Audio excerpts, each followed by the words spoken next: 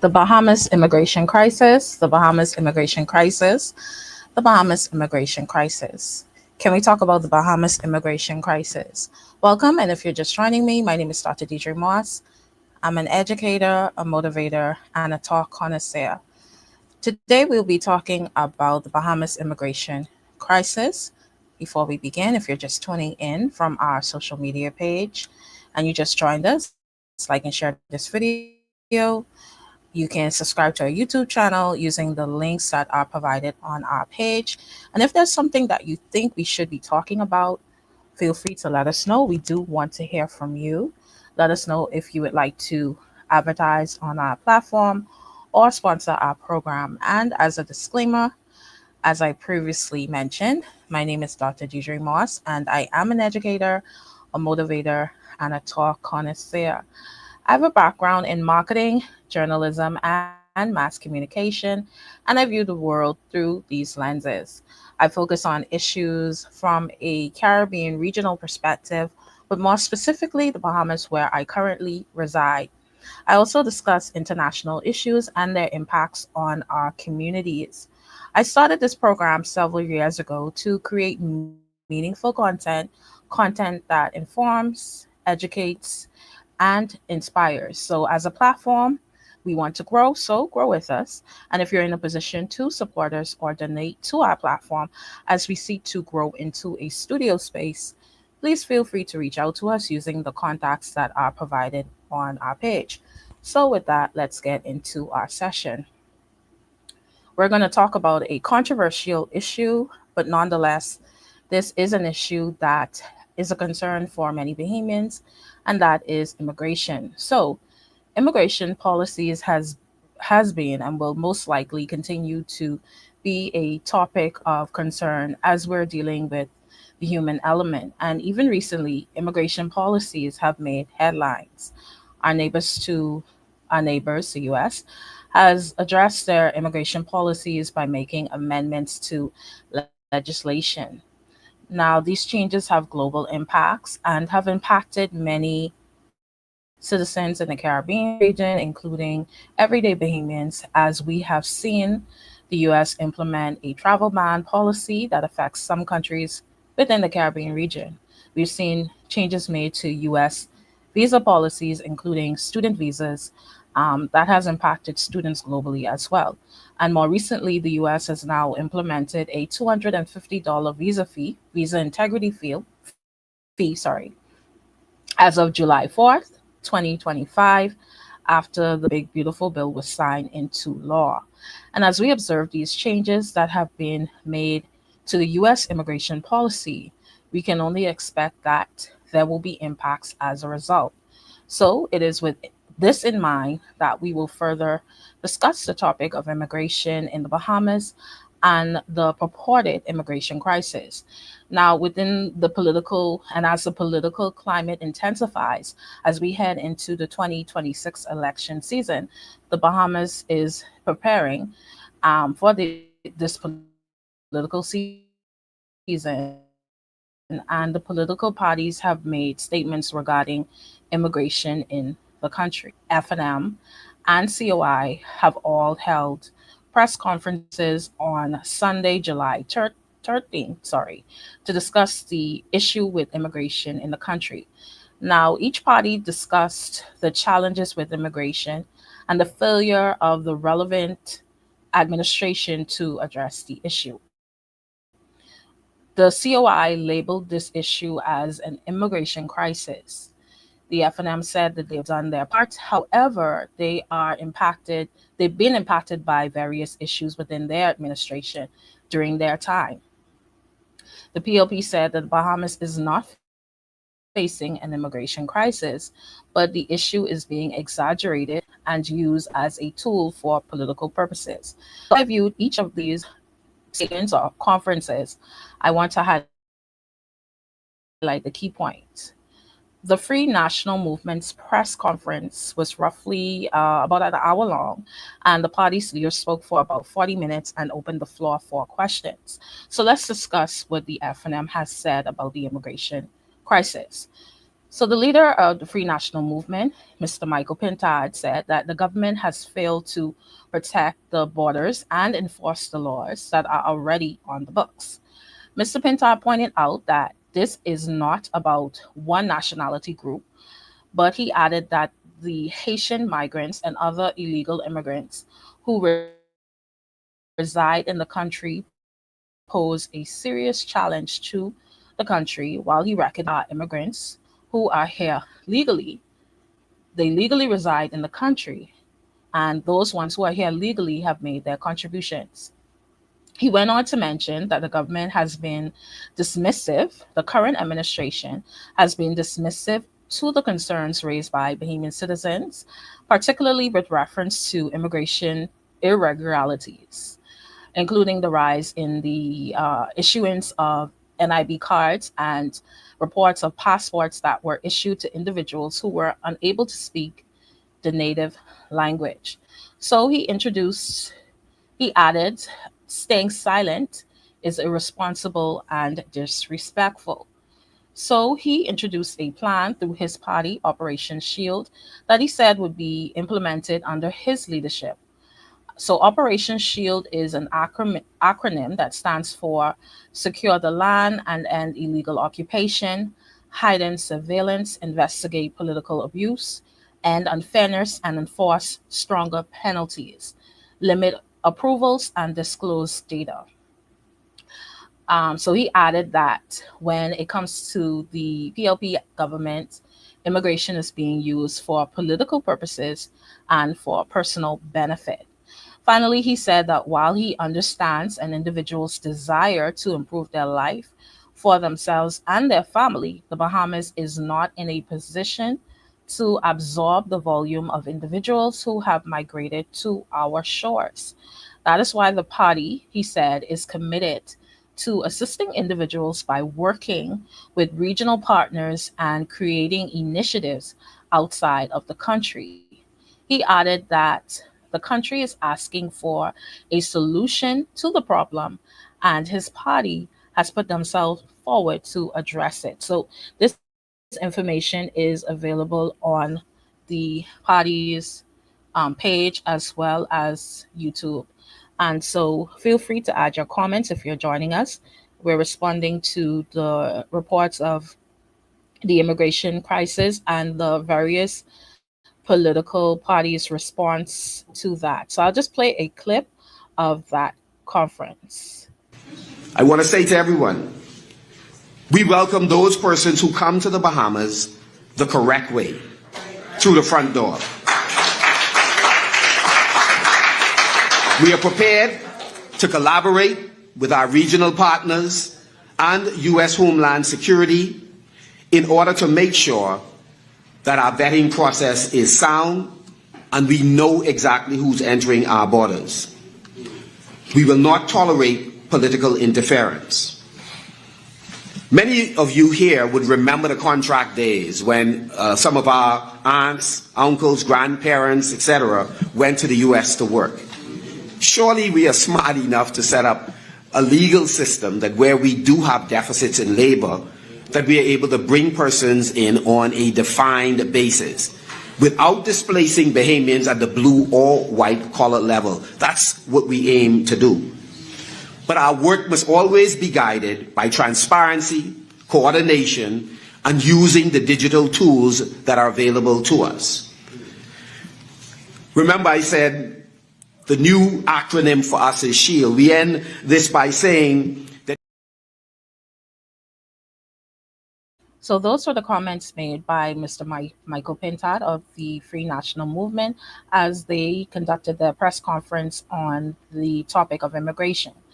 So we moved to the Progressive Liberal Party's press conference, which was roughly 25 to 30 minutes long. The speaker, Mr. Wayne Monroe, spoke roughly for about 15 minutes and opened the floor for questions. So let's discuss what the PLP would have said. So Mr. Wayne Monroe led the party's press conference on immigration, and he said that his party's conference was focused on sharing information about the immigration policies. First, Mr. Monroe said that his party has overseen the largest numbers of repatriations in modern Bahamian history, and under 4 years, that included 13,000 repatriations under 14 years. He said that his party has the strongest immigration record of any government. He added that foreign labor is required due to labor shortages and high levels of construction activities across the country. He said that the fact is that no foreign national enters the Bahamas through Haiti without an approved visa. He added that his government knows when they arrive and when they return, and they must show proof of that fact or proof of funds. He added that although there are challenges, his party has invested millions of dollars to address this challenge. And here is a clip of what he would We have prefer shared. facts. So here are the facts. No foreign national enters the Bahamas from Haiti without an approved visa. They must have a return ticket and they must show proof of funds. We know when they arrive and we know when they leave. The system is stronger than it has ever been. Although we know that is not the same thing as saying there are no challenges. We continue to invest millions to better it. So that is a clip of the PLP response to the immigration crisis in the Bahamas, which they said is not necessarily a immigration crisis, but more of immigration being used as a political tool. And so, if you have any comments, feel free to add your comments. We would like to hear from you as we move on to the COI's response to the immigration crisis.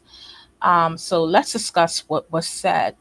Mr. Lincoln Bain, the leader of the COI, has said that he is being painted, or his party has been painted, as xenophobic because of his approach to what he calls an immigration crisis. He said that there is a false narrative regarding his dislike for the Haitian community. Mr. Bain described our country as a nation in peril.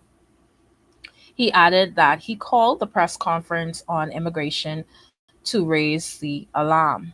He said that in the year 2022, the Immigration Department made considerable gains in the form of $182,880 for work permits and other documents.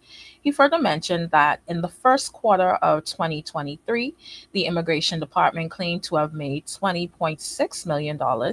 He added that in 2024, the number continued to climb in an excess of $127 million for the year. As a result, he queried the whereabouts of the money and how many work permits the department was giving out. He asked for greater transparency from the current administration. However, Mr. Bean said that he has no personal issue with any particular nationality or community.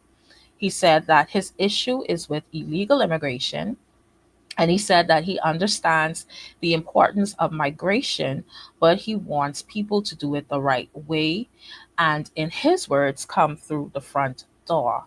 And so we're going to just play a brief clip of what he would have shared at the COI conference on immigration.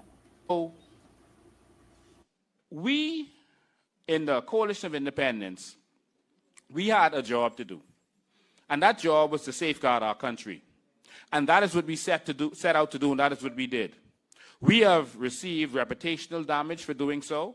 There are persons who call us all kinds of hateful names. They say we're xenophobic because we want people to come into our country the right way. When we love all people, we just want you to come in the right way. We've had people call us like Hitler. We've had people say all manner of negative things about us. Why? Because we want to safeguard our nations like other nations are safeguarding their nation. We are not against immigration.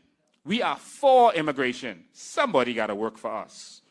Because in the New Bahamas, we could be the owners. So someone got to come work for us. But we want you to come the right way. And I don't know in what twisted world would that actually be a problem. To tell you to come to my front door, please. That's it. Just come to the front door. And that is all we are asking. And so those were the words, those were the response from the leader of the COI in reference to the immigration press conference that they would have held on July 13, 2025. So we saw a very interesting approach to the topic of immigration in the country. We saw three press conferences held by three different political parties identifying the topic of immigration and providing their response to what immigration in the country looks like. So, the takeaway from all of this is some questions that we should be asking ourselves. Consider the information that is being presented by each of those political parties. How is this information applicable to what you see in your daily life? Does it reflect what you see in your reality? While one administration is reporting that there is no immigration crisis, there is another political party that says that there is. We have a nation in peril. So, what is your reality? What is your response to the information that is being presented by these political groups? Consider the way forward, and after each group has presented their response to immigration in the country, they've basically given their response to what immigration looks like in the country. And moving forward, you will decide as the voter, you will decide who you believe will be the best party to address the issue that will continue to be an ongoing issue within the country. And so that was a very interesting response to this topic, as we saw our three political parties basically put out statements relating to the issue of immigration in the country. And so I want to pivot to our motivational minute.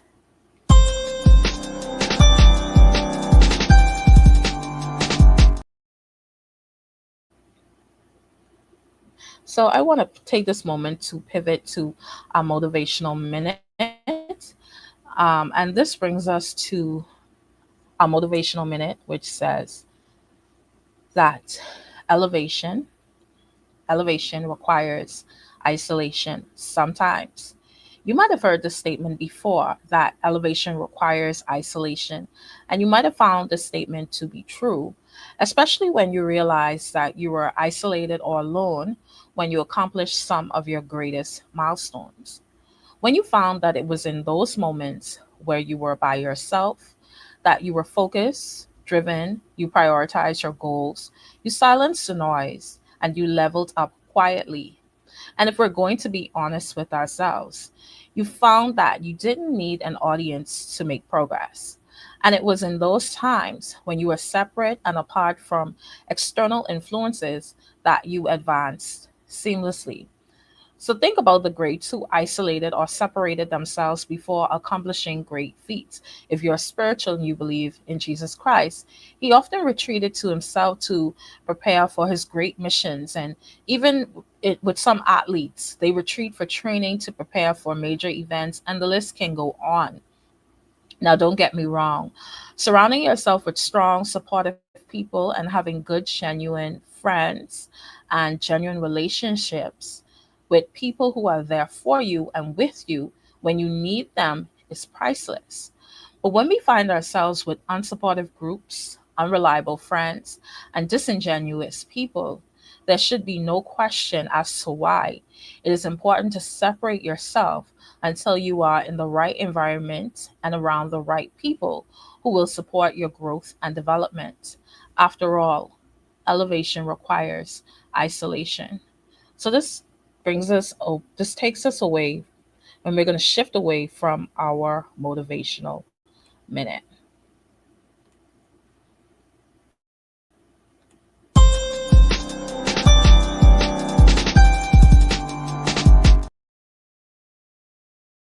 So if you joined us, we are talking about the topic of the immigration crisis that is being discussed in the country on an earlier part of July 13. We had the various parties speak on the topic of immigration in the country. And if you want to add your comments to this video, feel free to add your comments. We do want to hear from you. We shared some of what each party would have discussed in their press conference, and their videos are available for you to access to further dive into the information that they would have shared with the public. So, this brings us to the end of our session. I want to thank you for tuning in, and I want to thank you for joining us today. We want to remind you that if you want to advertise with us, let us know. You can also reach out to us through our page. Our contacts are there. We want to grow, so grow with us. To those watching via social media, thank you for listening in. Like our page for future notifications of upcoming talks. Comment under our videos. Let us know your thoughts and let us know what you want us to talk about. You can also subscribe to our YouTube channel. Follow us on Instagram and Twitter using the addresses provided on our page. So, this brings us to the end of our session, and we always close to remember that let's think, talk, do. Thank you and enjoy your evening.